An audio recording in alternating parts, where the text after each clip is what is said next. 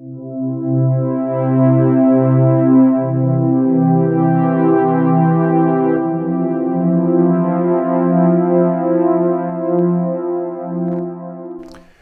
some thoughts for today, the Fourth Sunday of Lent, Mothering Sunday. I won't be long. Just got to go down to the shops to do Grandma and Grandad shopping, pick up a few bits for us. Is there anything we need? Keep an eye on the dogs. You know what they're like if a delivery suddenly turns up. The washing machine should finish soon. Will be great to have everything on the line. Should only be an hour or so. Can I take your debit card? See you later. My wife's car disappears down the track. I am now in charge of washing, delivery vans and 3 dogs. The mum, Nala, is fairly chilled, but the 2 puppies, Coda and Kanga, also known as Carnage and Mayhem, are a little more lively. So what can possibly go wrong? With me in charge, if only for an hour or so, pretty well everything. But all is calm. Now thoughts of Mothering Sunday and the story of Simeon with Mary and Joseph and the baby Jesus. The phone rings and a voice tells me I have problems with my internet. I told the poor lady I have not a clue what she's talking about. One of the puppy rings a bell attached to the door handle, meaning she needs to go outside to do her business. I apologise for having to leave my internet drama to open the door. All 3 pile out as if released from a catapult. I can hear a van coming up, or is it down the track? Call the dogs, who sort of pay attention. Van is for next door. Business done, dogs inside. Back to Simeon.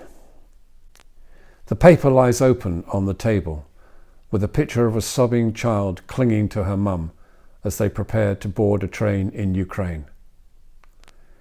Mary heard those words from Simeon, a sword will pierce your own soul too, as do so many mums in the Ukraine.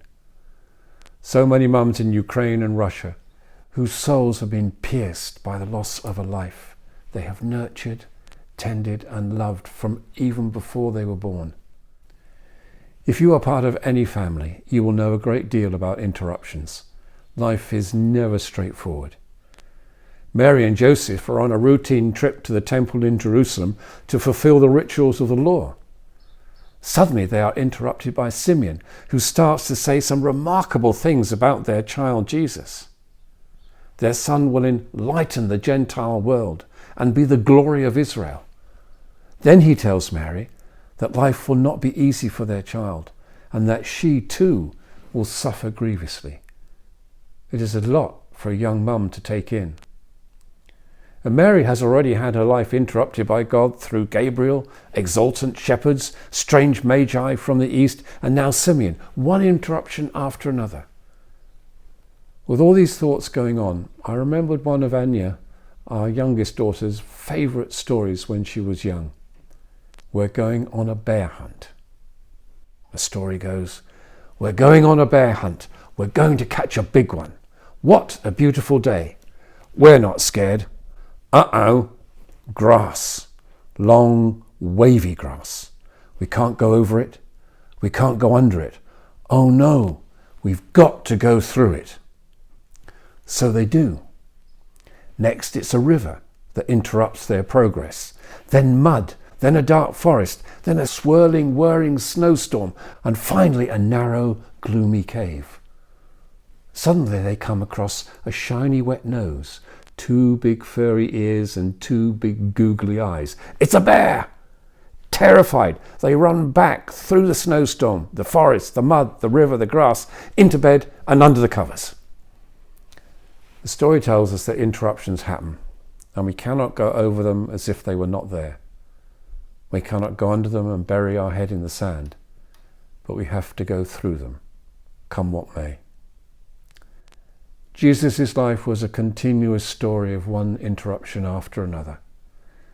His presence at a wedding was interrupted by his mum's words, "We have run out of wine." Jesus' walking seminar was interrupted by blind Bartimaeus shouting from the roadside. A lady of the night outrageously interrupts a dinner with Simon the Pharisee. Rumbling tummies interrupt the Sermon on the Mount. Into each interruption, Jesus breathes new life, fresh hope, and the gift of love. Interruptions can be a pain, but we do thank God today for our mums who responded to our interruptions with their patience and their love. Sometimes, though, interruptions can paralyze us and seem so severe, it is hard to imagine any sort of life worth living beyond it. However, the promise with Jesus is that he will share it with us, and with him and one another we can go through it, and there is life beyond them. Travel Safe Programme.